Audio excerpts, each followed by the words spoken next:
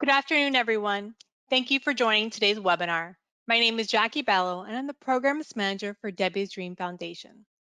Before we begin, I would like to take a moment to thank Memorial Cancer Institute and our COVID-19 Resource and Support Group Program sponsors, Merck and Bristol Myers Squibb. During today's webinar, you can type your questions throughout the presentation into the chat section that appears on the webinar menu. We will address questions at the conclusion of the presentation as time allows. I will now introduce today's moderator, Lisa Eusebio. Thank you, Jackie, and thank you to Debbie's Dream and sponsors for inviting us here today. Hello, everyone, and welcome. My name is Lisa Eusebio. I'm the Nurse Manager for Oncology Supportive Services at Memorial Cancer Institute, and I will be moderating today's discussion. I would like to take a few minutes to introduce our panelists. First on our panel is Dr. Omar Laguna. Dr. Laguna is a surgical oncologist and chief of the peritoneal malignancy program at Memorial Healthcare System. Dr. Laguna is also an assistant professor of surgery at Florida International University College of Medicine, and he serves on Debbie's Dream Scientific Medical Advisory Board. Also joining us is Dr. Pablo Ferraro. Dr. Ferraro is a board-certified medical oncology hematologist at Memorial Healthcare System, where he is the leader of the Medical Oncology GI Malignancy Program at Memorial Cancer Institute. He is a clinical assistant professor of medicine at the Florida International University College of Medicine. And rounding out the panel today is Dr. Monica Shear. Dr. Shear is a board-certified internal medicine physician working with Orlando Health. She serves on Debbie's Dream Board of Directors. Today we will be discussing what telehealth is, how to navigate the telehealth system, address HIPAA compliance for telehealth, and how it can improve multidisciplinary care. The last 15 minutes of the webinar will be set aside to answer your questions. Okay, panelists, welcome, and let's get started. So what is telehealth? Dr. Laguna, can you please explain the definition of telehealth to us? Sure. So telehealth is basically the practice of patient care through some form of digital media rather than sitting face to face. I mean, this could be via telephone, it could be via a Zoom type meeting like this one, but basically it's one where the patient and provider somehow communicate through some form of digital media. Thank you. Dr. Ferraro, what services can be provided through telehealth? Well, telehealth can provide many things that we can actually complement for what we do in the office.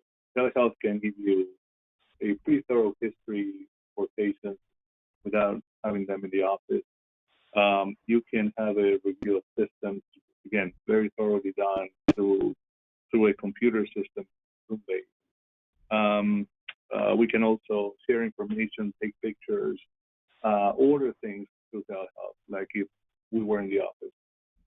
There's no limitations in regards to what we can do as far as it's not involving physical contact. And obviously, that's not possible. Otherwise, most of the things can be pretty well done through an interface and a monitor and good without technical issues. So most of the services can be provided. Thank you, Dr. Ferraro. Dr. Shear, does insurance cover telehealth visits? So some insurances do cover telehealth visits. Other insurances they aren't really, they're not covering them. It depends what telehealth company they're using. But I know Medicare was covering it for a long time, especially in the beginning of COVID. And some practices are not even going through insurance. They're just using a flat fee for people to pay for when they call in, like $25, whether you have insurance or not. So it kind of just depends on the insurance company and also your provider and how they have things structured. Thank you. And so this is a question to all the panelists because I'm sure you all have different experience, from each of your own practices. How has COVID changed telehealth? Dr. Laguna, we'll start with you. So I think while COVID brought a lot of horrible things into our lives, I really think that it's pushed us forward 50 years with regards to the use of telemedicine and technology in patient care. I mean, one great example that I can give is for us for tumor board, for example. We normally met once a week around 7 in the morning as a team in a tiny room, and there were maybe 15 of us there to discuss the cases, for all the upcoming cases. With COVID and having to transition into a telemedicine conference like through Zoom, all of a sudden our attendance is 40 and 50 people at a time, and we really haven't lost anything. I mean, we get to interact, we speak, the imaging is up on the screen. I think it's actually added to our experience by increasing the access to the tumor board. So those physicians who were like, well, I can't make it in the morning because I'm dropping off my kids to school, or I live far, or it's too early. I mean, there's no more excuses for you not to be available to, to be there at the meeting. And I think, secondly, I think especially in the world of oncology, where the norm very frequently is that I'm concerned about my diagnosis and I want a second opinion, I think it's opened up avenues for you to see patients who otherwise would have had to have traveled and spent a significant amount of money to get a second opinion. Maybe a year ago, if you wanted to get a second opinion and you lived in Florida and you said, well, I want to go to MD Anderson, you would have to call, make an appointment, fly out there, get a hotel, schedule, pay. Now, we do second and third opinions through Zoom. So I think it's had a very positive role with regards to expanding the reach that we have to patients who normally wouldn't be near our community, and also giving access to other physicians who want to participate in meetings such as tumor board, access to those meetings, and causing very little adjustments to their day-to-day routine. Thank you. Dr. Shear, how has the pandemic affected telehealth for you and your practice?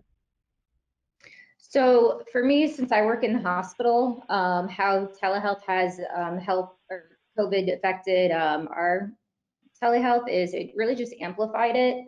And we have a lot more younger people that are actually calling in to talk to a physician, getting care because it's simple for them and it's technology, and so they're more willing to come.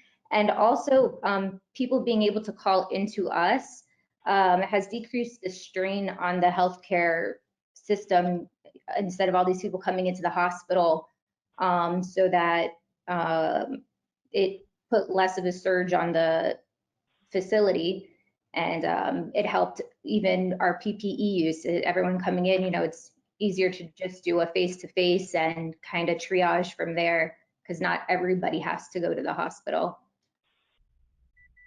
Thank you. And Dr. Ferraro, how has the pandemic changed telehealth in the way that you practice? It's hard to add something else to what they have done. They have said already.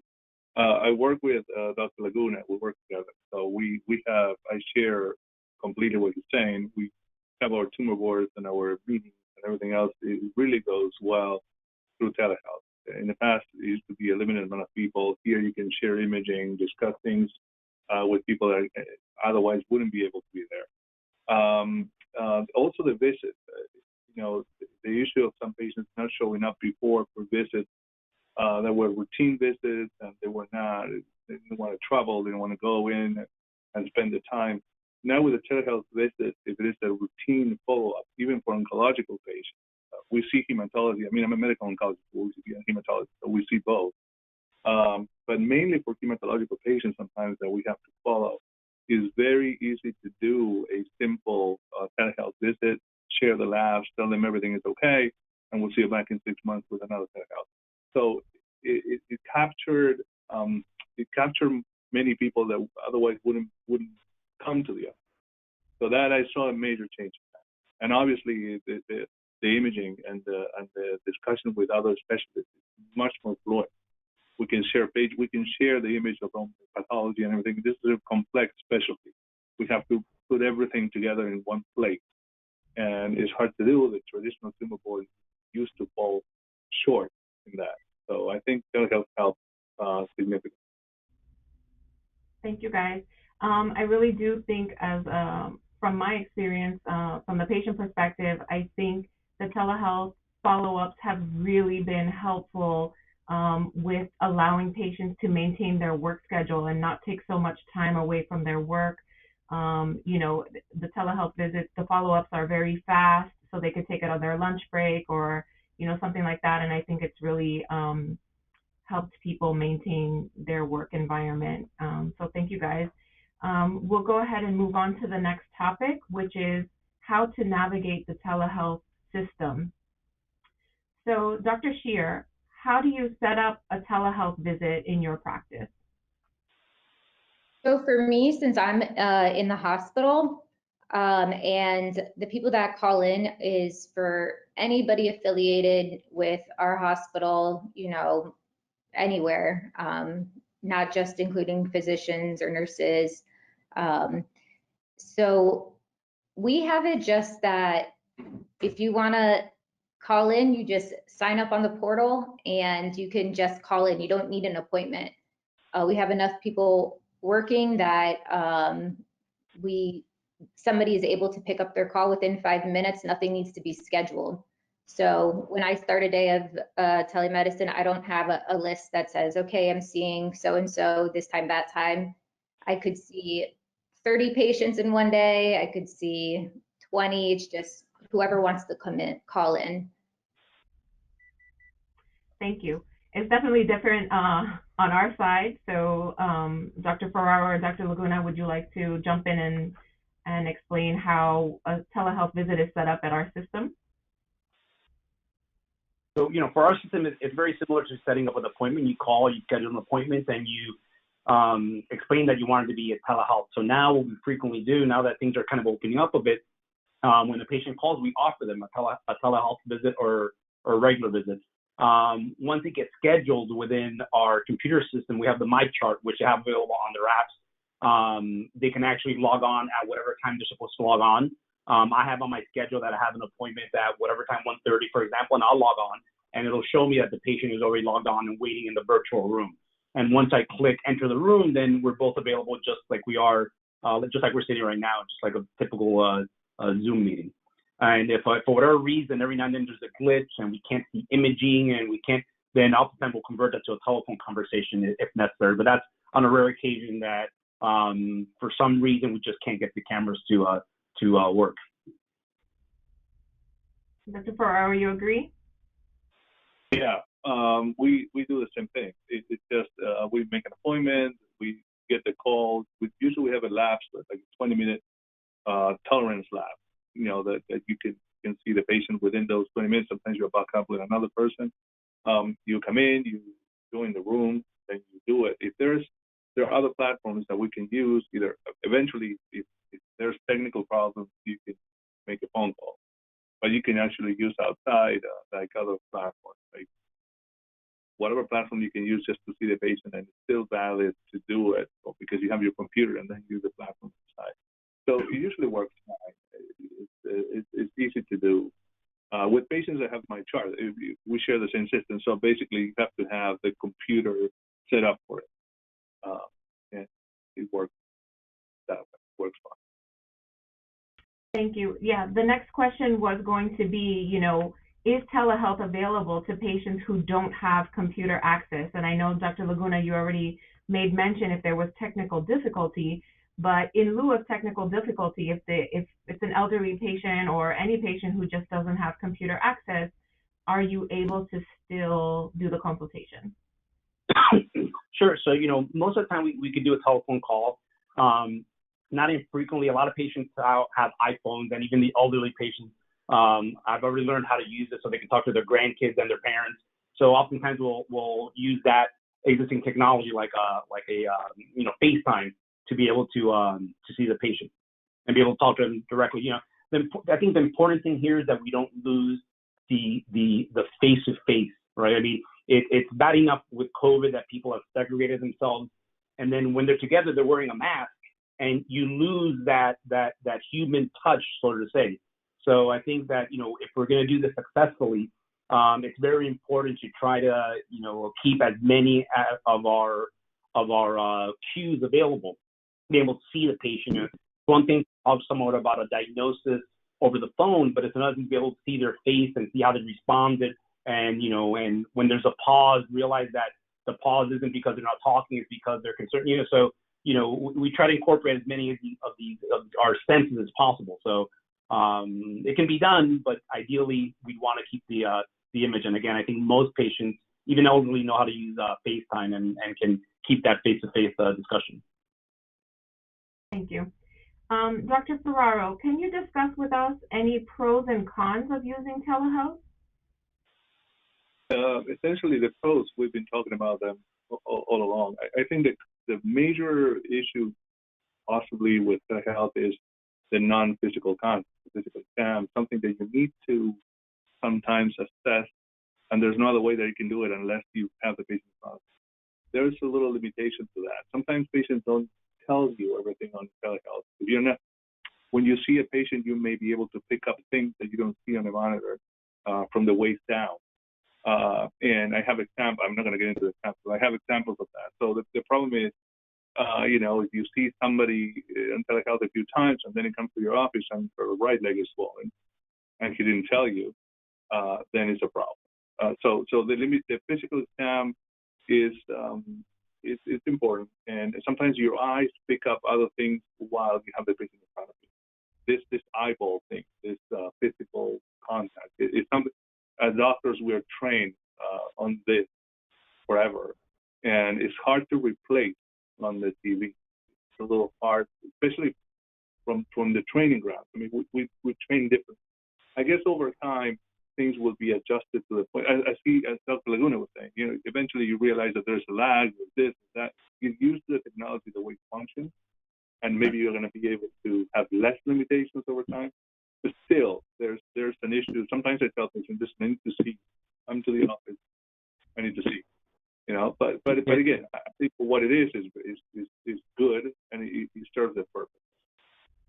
Yeah, it's interesting that you say the eyeball test, because we talk about that a lot in surgery, right? Like, a patient's coming in for potential operation, and if they walked in on their own and they got on the bed on their own and they sat down, you're like, they passed the eyeball test. Right? They functionally they're moving and they're walking and they're physically robust. You get that sense. But when you meet them, you're sitting in the desk, you don't know what. So you'll determine someone, can you stand up, can you walk, and you can do that. In the camera you can do that still, but you do lose a lot of that kind of eyeball. Where's this patient at performance-wise? In medical oncology, that's the term, called performance status. It's very hard to do when you're in this. Dr. Shear, you have any input on any pros or cons that you have in your practice? I completely agree with them as far as the physical exam goes. You can't listen to somebody's lungs. You can't check their legs if they're fluid overloaded and have edema.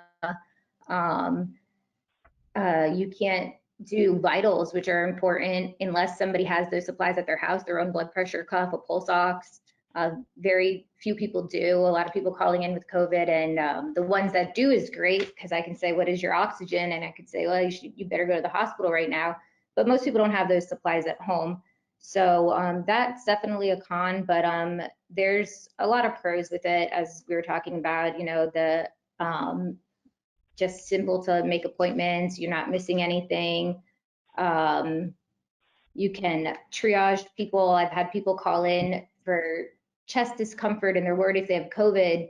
And I'm looking at their past medical history and I'm like, forget COVID right now. You should be scared you're having a heart attack. Get yourself to the hospital. So it's, we could also triage people for other things. So, and like I had mentioned before, I think it's brought a lot of younger people to see physicians, because they a lot seem to neglect their health. But now that it's easy, because it's all through technology, they can do it while they're driving to work. Yeah, I think it has even helped, although seeing an oncology patient for the first time via telehealth is not ideal. As we said, we want to eyeball the patient and we want to be able to do a physical assessment. However, there are so many patients who are scared of physicians, the dentists, oncologists, everybody. And so I feel like it's a stepping stone to open the conversation with a physician and not be as scared and feel more welcome to come into the office. And also, in the time that during the pandemic, and still now, some places, you cannot bring a visitor, and that is also a hindrance for patients to come in and be seen because they don't want to come alone. So I think that is one of the pros of telehealth, is to be able to have the patient feel at ease and also have their family involved. I know still at Memorial, if the patient does come into the clinic, we're still, able to connect with them via FaceTime or video chat with the patient in the room, which is, still a benefit, a pro of having the patient come in if we cannot do a telehealth visit at that time. The patients are still feeling like their family is involved, which is important. So thank you all for all of your comments. We're going to move on to the next topic, which is HIPAA compliance. And Dr. Laguna, how is patient privacy protected on telehealth? So I think a lot of this has to do with the infrastructure that's used to communicate. The server has to be a protected server. There has to be a way for the system to monitor and be able to either record or alter the interaction. Also has to be a system that's secured in the sense that the only people that have access to it are the patient and the physician. So, when we talk about the HIPAA here, we're really talking about a lot of the technology that goes behind the media by which we're communicating. Anybody else have any comments about HIPAA compliant or how the patients are protected? I think we also, I agree with everything that Dr. Laguna said, but also when we get on the call, I haven't met any of the patients usually that I'm talking to, and we still follow standards of care. We ask, what's your name and last name, what's your date of birth? So we just verify it also that it's the same person and the correct chart we have open. Dr. Ferraro, are there any risks for patients using telehealth? I think we talked about it before. There's no physical harm or physical, but there's a risk of missing certain things. I think it's probably, you always have in the back of your mind that maybe sometimes you don't have the time, or you ask questions, but the patient didn't answer completely, or sometimes you can do that better on a face-to-face visit. But I don't think. I think it's also a learning curve. Right? We've been learning how to do this more and more, so you're getting more efficient at the way you can conduct the telehealth visit. So you minimize the risk of missing things or not interpreting things right, or in the limited time you have. And overall, I think there's always a gift, but it's not overwhelming, I would say. And if in doubt, I guess that you have to see the patient in person. So even for that, telehealth may open the door for a visit face to face if you think that there might be a risk that your intuition tells you that something that is not correct. So I think it's a very good complement to what we've been doing until now. Thank you. Dr. Shear, what kind of documents does a patient receive after your telehealth visit? So after my visit, if they go back into their portal, there's a section where they can see our entire encounter, which is our progress note. So anything I document, they can see their physical exam, which is obviously limited, what we talked about, what we suggested, and they can also see if we put in a work note, or if they need a school or a work excuse, that can be uploaded into their portal so they can print that out. So basically anything I document, they can see. Dr. Lagunas, is it the same for you? Yeah, so all our notes are available for patients on the MyChart app. And, as soon as we sign them, they can go online and they can look at our notes. They can see their labs. They can see all their imaging. They can even schedule, whatever other appointments they want to set up. So everything is pretty much available, on the spot and as soon as we're done with the visit. So essentially, do you know if they would get like an AVS, a discharge summary, like they would in the clinic, like future appointments or whatever, they would still be able to see? Yeah, everything shows up on their MyChart app. Perfect. All right, so let's move on to the next topic, which is how can telehealth improve multidisciplinary treatment? So, Dr. Ferraro, are patients or physicians allowed to see patients who are outside of Florida? Yeah, you can, you can do telehealth from anywhere. The issue, I think Dr. Laguna mentioned that before. In oncology, we have a lot of second opinions, clinical trials that this telehealth system platform is solving a lot of problems in that sense. We have to go and make an appointment in Texas and come back and tell me what it is. And here you can have telehealth visits all over the place that patients can do it in a couple of days and you have an answer to what you're looking for. For example, there's any clinical trial available in some other place. Are you eligible for this or not? And it's much faster and efficient. So I think yes, you can do telehealth basically anywhere as long as you have connection and a computer or a flat phone, whatever it is. And that's for oncology particularly, it has been a major advancement in the management of patients. Dr. Shear, are you also able to see patients outside of Florida? I am able to. I don't usually, but I am able to. They can call in as long as they have our number. It doesn't matter where they are or where I am. I mean, I could be in another state and still do my job and see everybody wherever they're calling from. And I think, especially during COVID, what got really popular is a lot of people were talking to psychologists during COVID because it was a very obviously emotional time. And I had a friend in Ireland who was talking to a psychologist once a week in Florida, and a friend in California who found one that she likes in New York. And so, yeah, it doesn't matter really where you're located as long as you have a internet connection.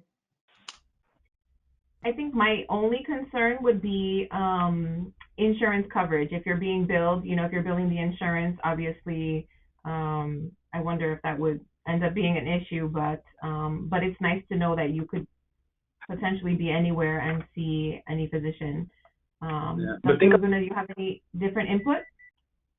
No, I mean, I agree, but I think even from a cost standpoint, like, going back to the example, I've had patients come and see me from like North Carolina, and they'd come and the insurance covered their visit when they can see me, but think of the cost incurred between the patient's flight, their spouse, their kid, the hotel, the travel, the food, the room, the board. I mean, I think even if it's not covered by insurance, there's still a financial benefit to the patient compared to if they were traveling to, for a second opinion. That's true. Okay. The next question, Dr. Scher, I think we kind of addressed this, but can you meet with multiple doctors for a visit? So like, do you do some kind of multidisciplinary where a patient could consult with several doctors at the same time? So I personally have not done that.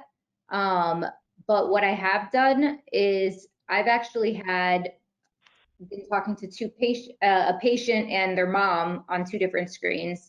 So somehow all three of us were able to be logged in. So I would assume multiple doctors that you can get together, but probably either Dr. Laguna or Dr. Ferraro can answer that better. I'm sure it can be done, right? I mean, we have, for example, now with the build out of the new cancer center, we're building out a multidisciplinary clinic with the goal of having all the specialties there, so that the patient can be seen by medical oncology, radiation oncology, surgical oncology, colorectal, all in one setting. The technology is there that you can certainly set up that kind of multidisciplinary approach digitally. I haven't done it either, but I think it's possible. I guess you can do it for multidisciplinary management.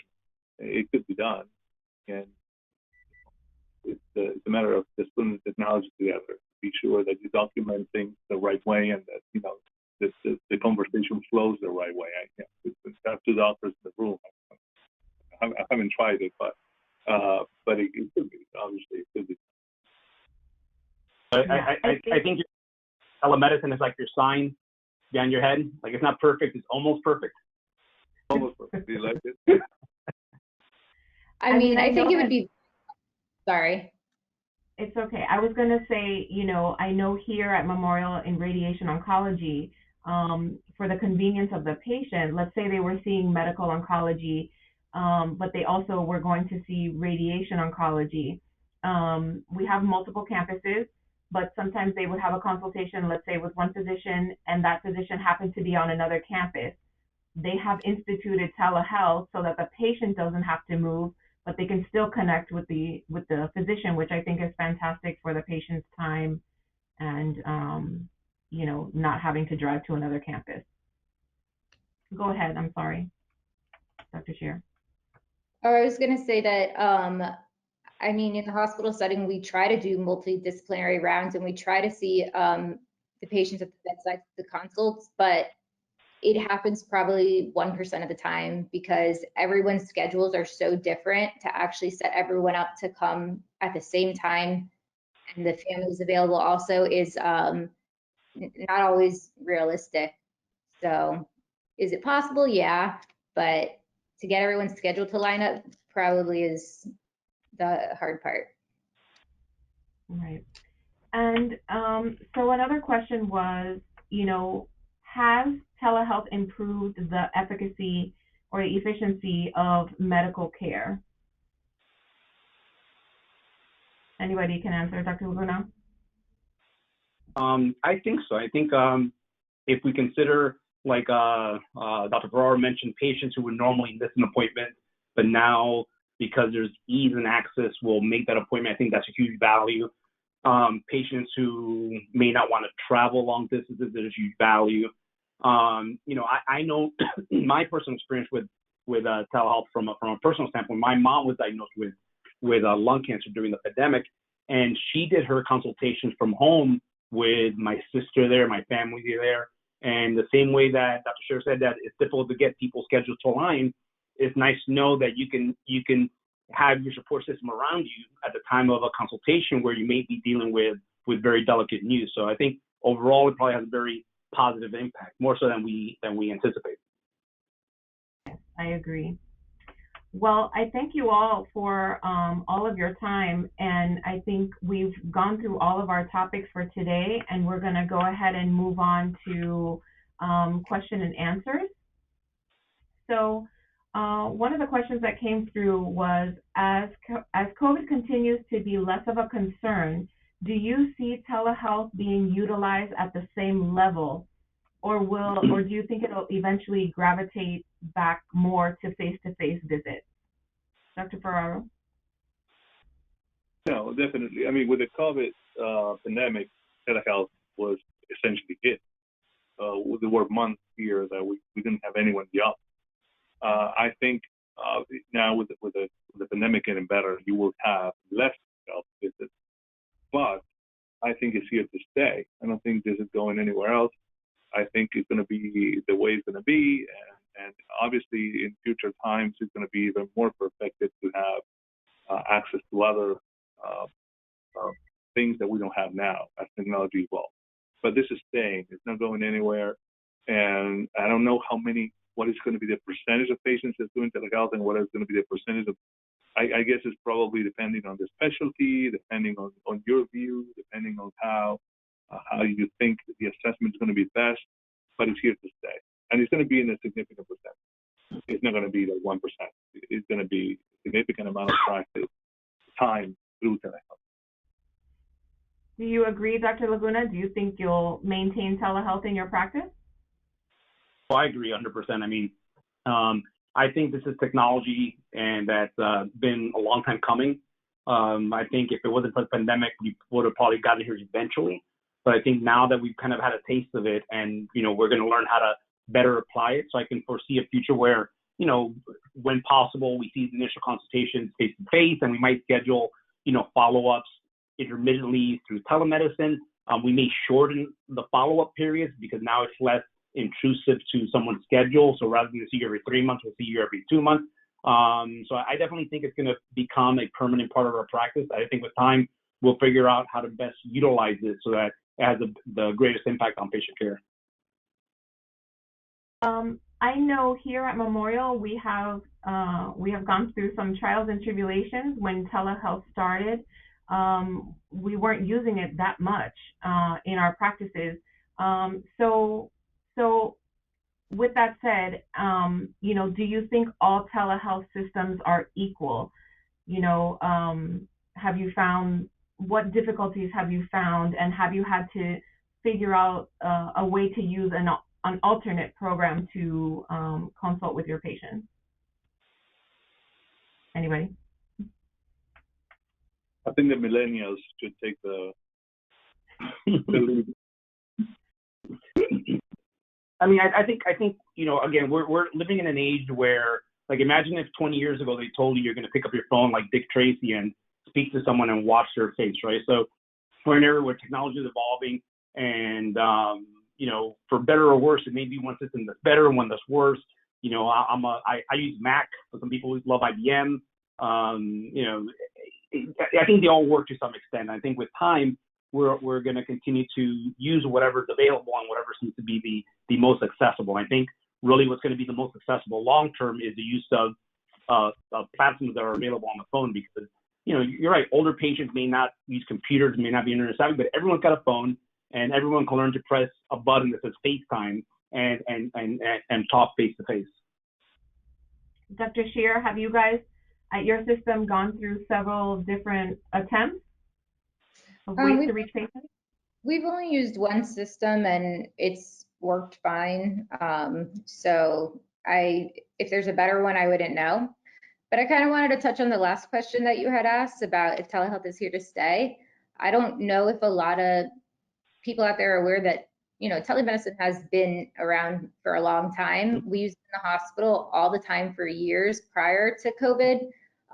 If someone comes in with a stroke, they see a neurologist right away through a computer screen that's rolled up to them in the hospital. And same thing in rural areas that don't have psychiatrists, they're all through telemedicine in the hospital. And even intensivists now, they're not in the hospital all night, but they'll roll in a computer and show the patient, this is what they're looking like, what should we do? And they kind of walk people through it. So it's used a lot in the hospital. Now I think COVID has just amplified it outside the hospital, but I think it's definitely here to stay, and it's going to grow. But all systems created equally. I only have one, so that's all I know. Yeah, I know here we tried any way to get in touch with the patient, and usually it wasn't on Memorial's side, it was more on the patient side, if they were computer savvy or not, if they knew how to work an Android or an iPhone or whatever. So we have used many different ways to try to reach a patient, and have also had staff, call the patients ahead of time and make sure they were going to be set up. So it definitely has been a learning process, a learning curve for us, but I think we've really come a long way. Do doctors need to go through any specialized training to perform telehealth visits? Medical school, residency? No, I mean, Dr. I don't Ferrara, think. did they teach you about telehealth when you went to medical school? Of YouTube. I mean, no, I would. No, I guess we said it before. Everybody has a phone. Everybody has. Some people are more savvy than other people with the technology. But I think it's not that difficult. If I can get it, I guess anyone can get it. You can sit down on the computer and do it, and it takes a few days maybe to get adjusted to it, and sometimes the glitches are beyond your comprehension. But that's why we have IT here to solve the problems. I mean, eventually I can fix it, I can fix it, I can fix it.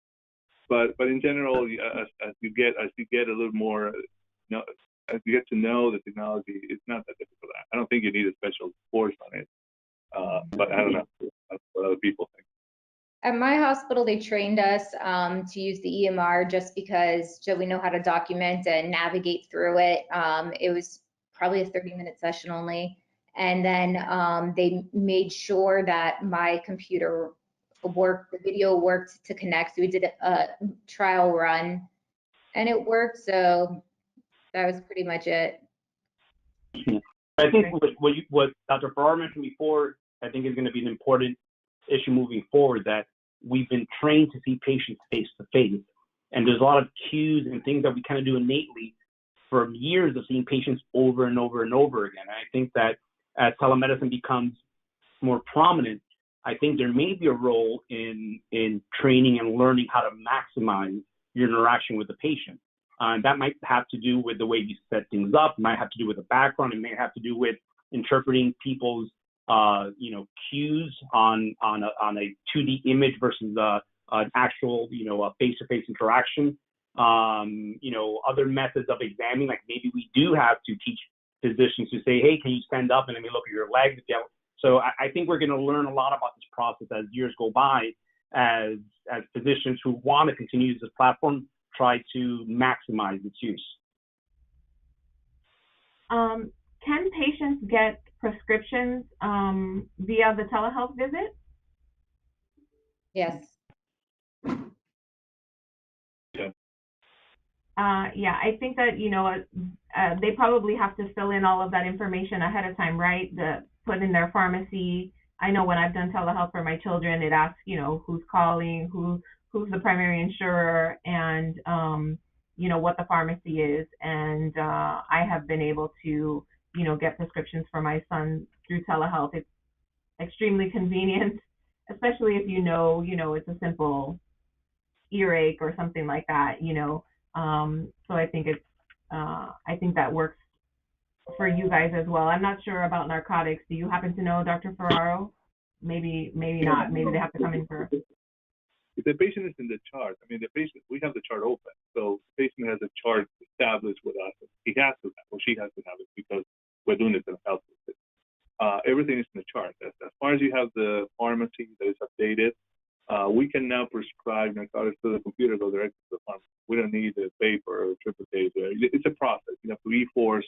There's something. This is too technical, but have to review the background and see how many narcotics were prescribed, where and how. You have to be authorized to have a DEA number to do that.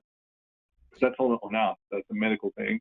For the patient, basically, you order the narcotic, put it in, go to the pharmacy, and that's it. As far as you check all the boxes, it will go through. And it wouldn't be a problem. You can do it online. I'm doing it online, not only in telehealth, normal visits. We don't have to print anything else. It comes to your phone, and you just authorize it. It's pretty simple. Perfect. Are your telehealth visits recorded? Mine are not. I don't know. If they are, it's not to my knowledge that they are recorded, but that's a very good question. I think they're not said to be recorded. Now, I guess patients can record it if they want to. It's a difficult thing to know from our side, and that opens another big question about the recording of things in this era. That's okay, not okay, legal aspects. I'm going to stop there. I have no idea to get how to do those things, but in my mind. Yes, sorry. Yeah, I've never seen that option when I log into a telehealth myself of, either saying that this session is being recorded or do you want to record? So I just wondered if you guys had any of those pop-ups when you start a telehealth visit. It sounds No. like you don't. So unless you guys have any other comments or things to share, we're done with the questions from the audience, and I want to really thank you for your time today. Any other comments that you guys want to make about telehealth? No. All right, Jackie, back to you. Thank you so much. Thank you so much, Lisa, and thank you, panelists. And I want to thank Memorial Cancer Institute and our COVID-19 Research and Support Group program sponsors, Merck and Bristol Myers Squibb. Following the webinar, you'll be prompted to complete a short survey. We value your feedback and will use it to best serve you in upcoming webinars. If you have any additional questions, please reach out to me, Jackie Bello, at programs@debbiesdream.org. This concludes today's webinar, and have a wonderful day. Thank you. Thank Thank you. you. Thank you.